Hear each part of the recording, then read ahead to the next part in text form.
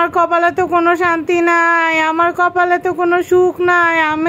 আমি তো জীবনে কিছুই পাইলাম না, আমার কি হবে? আবার কি হলো? তোমার কপালে সুখ নাই শান্তি নাই মানেটা কি? তুমি সকালে কি বলতেছো এগুলা? হ্যাঁ, বাচ্চা কাচ্চা শুনলে কি বলবো?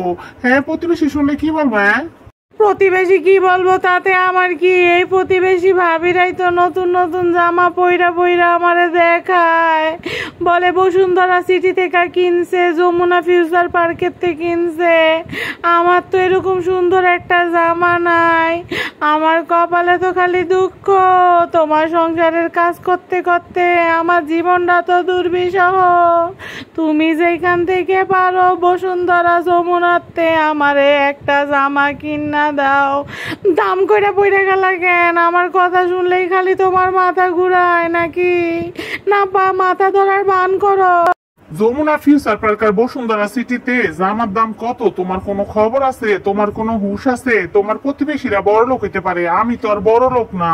এগুলা আমার শুনে কোনো লাভ নাই। তুমি আমারে নতুন একটা জামা কিনা দিবা। আহারে, জামা কিনা দিমু তো ভালো কথা, কিন্তু একটা মাস অপেক্ষা করো, বেতনটা পাইতে দাও। মাত্রই তো ঘর সংসারের জন্য কত বাজার বুজার করলাম।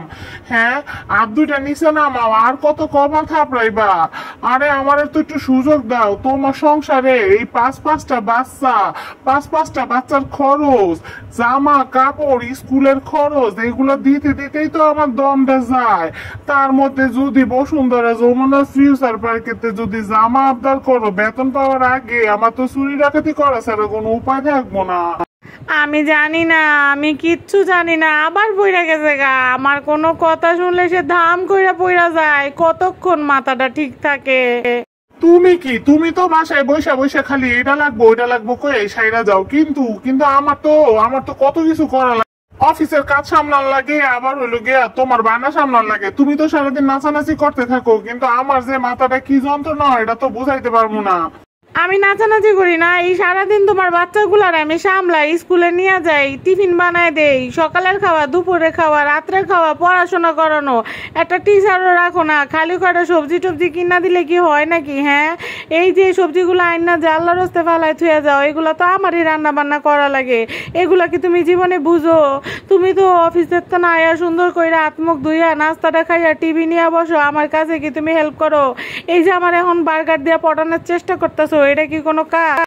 আহারে বউ, পোলাপানের মতো কান্দাকাটি করলে কি হয়? এই যে বার্গারটা টাকা খরচ করে আনছি, বার্গারটা পোলাপানের লইয়া ভাগ বাটাটা করে খাও, খুশি থাকো। এই যে তোমার জন্য মূলা আনছি, কাইসার মূলা জুস করে খাও, মাথাটা ঠান্ডা করো, বুঝার চেষ্টা করো। বেতন পাওয়ার আগে যদি টাকা পয়সা খরচ করে বসে থাকি, তাইলে আল্লাহ না করুক পোলাপাইনের ঘর কোনো একটা অ্যাক্সিডেন্ট হইলে তো মানুষের কাছে হাত পাতা লাগবো।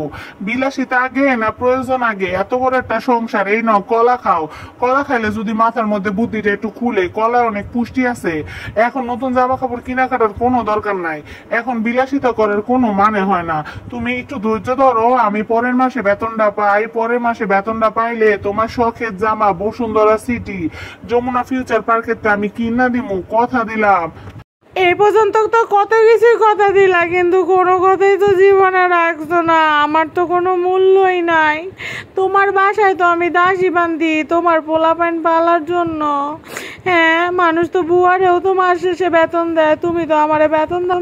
আরে দূর, বাসায় থাকলে আর শান্তি পাবো না। আগে জামা কিনে আনি, তারপর বউরে ঠান্ডা করি, তারপরে বউ ঠান্ডা তো দুনিয়া ঠান্ডা। এই যে বউ দেখো, তোমার জন্য আমি দুইটা জামা কিনে আনছি। তুমি তো একটা জামা চাইছো, একটা বসুন্ধরা সিটিতে আনছি, একটা যমুনা ফিউচার পার্কেতে আনছি। তুমি কি খুশি হইছো? দেখো তো কোন জামাটা তোমার বেশি সুন্দর লাগতেছে।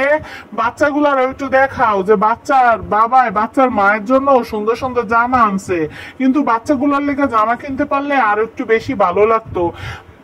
স্বামী, তুমি অনেক ভালো মানুষ, তুমি অনেক ভালো মানুষ, তুমি মাটির মানুষ। আমার জন্য তুমি একটা না, তুমি দুইটা জামা কিনছো। আমার যে কি খুশি লাগতেছে।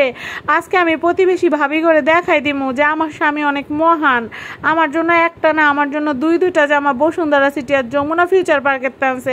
এই বাচ্চারা, তোমরাও একটু বলো না আমার জামাটা কেমন হইলো।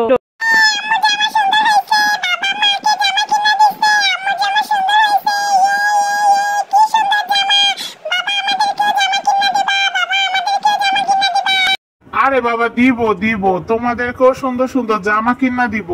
তো আমাদের পর্বটা কেমন লাগলো? ভাল লাগলে শেয়ার কইরা দিও। আল্লাহ হাফেজ।